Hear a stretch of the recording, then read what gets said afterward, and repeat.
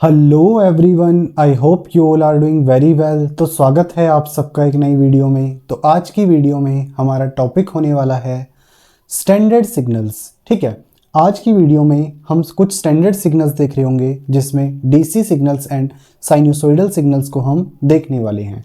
तो video start होने से पहले मैं आपको बता दूं, बोर्ड पे हम जो भी डिस्कस करेंगे उन सब की फ़ोटोज़ आपको डिस्क्रिप्शन बॉक्स में मिल जाएगी। साथ ही आपकी कंप्लीट रिवीजन के लिए हैंड रिटन नोट्स का लिंक भी आपको डिस्क्रिप्शन बॉक्स में अवेलेबल हो जाएगा, जिसमें हमने हर एक लाइन को बहुत अच्छे से एक्सप्लेन किया हुआ है। तो बिना टाइम वेस्ट किए हुए चलते हैं अपनी वीडियो में।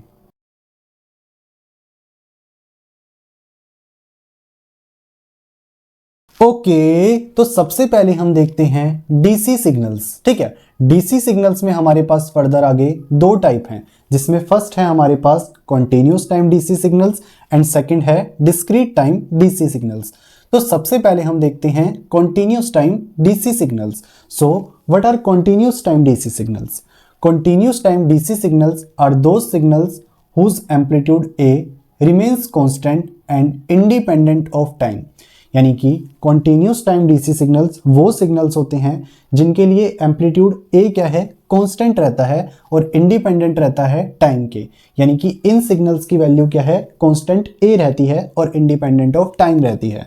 ठीक है, मैथमेटिकली हमारे पास जो कॉन्टिन्यूस टाइम डीसी सिग्नल्स हैं उनको हम रिप्रेजेंट करते हैं as xn equal to A for t between minus infinity to infinity. यानी कि t की इस रेंज के अंदर हमारे पास सिग्नल xt की वैल्यू a रहती है और ये रेंज क्या है, सारी वैल्यूज को कंसीडर कर लेती है t की।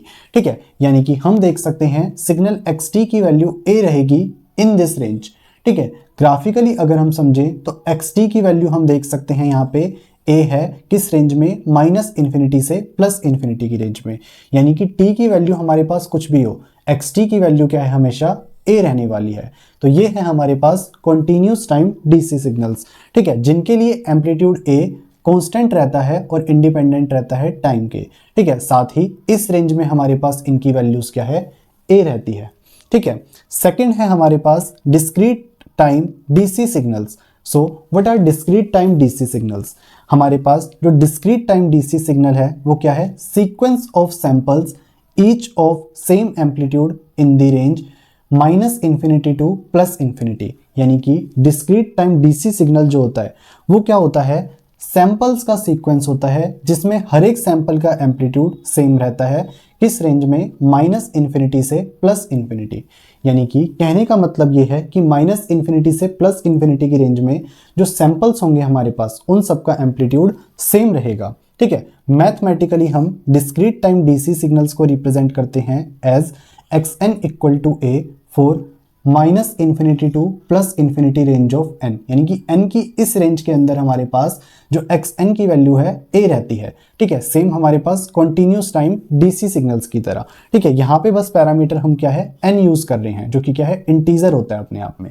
ठीक है, तो xn को हमने यहाँ पे n के साथ ड्रॉ किया तो हम देख सकते हैं हर एक सैंपल के लिए हमारे पास एम्पलीट्यूड क्या है, a आ रहा है किस रेंज में, माइनस इन्फिनिटी से प्लस इन्फिनिटी की रेंज में। यानी कि जो डिस्क्रीट टाइम डीसी सिग्नल्स होते हैं उनके लिए एम्पलीट्यूड a सेम रहता है किस रेंज में, माइनस इन्फिनिटी से प्लस इन्फिनिटी की रेंज में।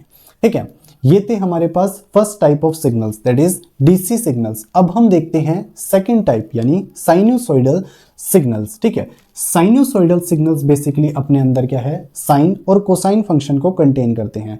यानी कि साइन और कोसाइन फंक्शन ही हमारे पास साइनसोइडल सिग्नल्स होते हैं। ठीक है, अब हमारे पास डीसी सिग्नल्स की तरह हम साइनसोइडल सिग्नल्स को भी दो पार्ट में डिवाइड करके पढ़ेंगे।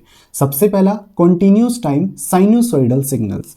अब हमें पता है साइनसोइडल सिग्नल्स साइन फंक्शन और कोसाइन फंक्शन दोनों को कंटेन करते हैं, तो इनकी जो रिप्रेजेंटेशन होगी साइन फंक्शन और कोसाइन फंक्शन दोनों के लिए क्या है, डिफरेंट होगी।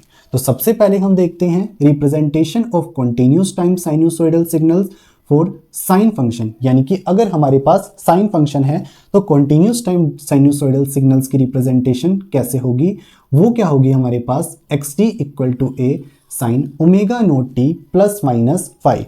a यहाँ पे क्या है, सिग्नल का एम्पलीट्यूड है, omega naught is fundamental frequency, t is time period and phi is phase difference. ठीक है, सेकंड हम देखें कॉन्टिन्यूस टाइम साइनोसॉइडल सिग्नल्स की रिप्रेजेंटेशन फॉर कोसाइन फंक्शन, तो वो क्या है, xt equal to A cos omega naught T plus minus five, यानी कि ये हमारे पास यहाँ पे ए एम्पलीट्यूड है सिग्नल का, ओमेगा नोट फंडामेंटल फ्रीक्वेंसी है, टी टाइम पीरियड है एंड फाइव फेज डिफरेंस है। ठीक है, अब अगर हम इनका ग्राफ देखें तो ये हमारे पास है साइन फंक्शन के लिए।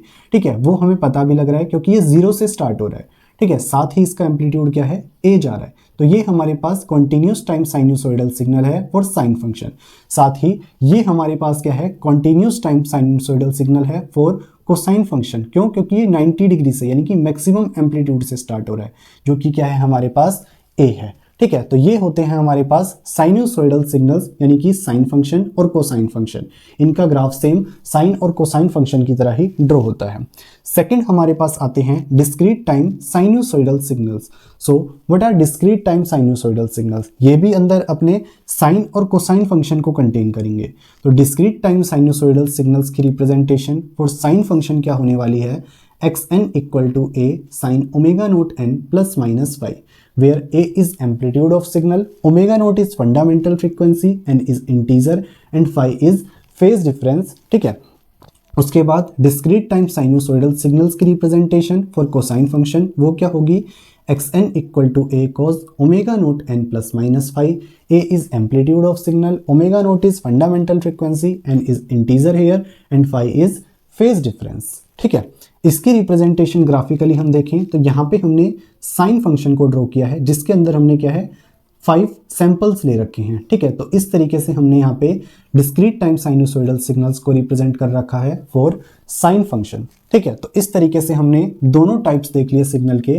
ठीक है, जो हमारे पास क्या है कुछ स्टैंडर्ड सिग्नल्स में आते हैं। ठीक है, जिसमें हमने सबसे पहले देखा कॉन्टिन्यूस टाइम डीसी सिग्नल्स।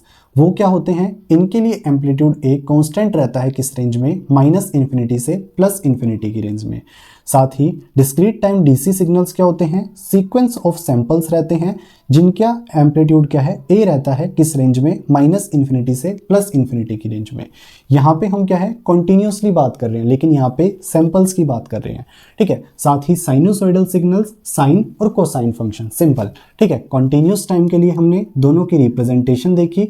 ठीक है, साथ ही दोनों का ग्राफ देख लिया जो कि सेम होता है साइन और कोसाइन फंक्शन के लिए।